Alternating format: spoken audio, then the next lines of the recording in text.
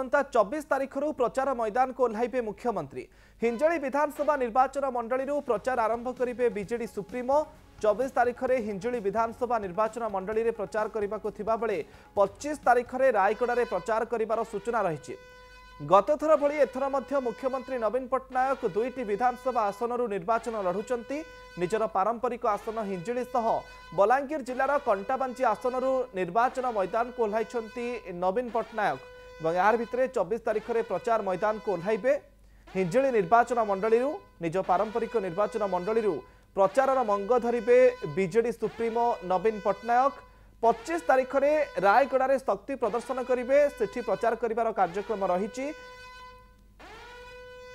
एवं 2019 निर्वाचन में दुईटी आसन निर्वाचन लड़ी बीजेडी सुप्रीमो।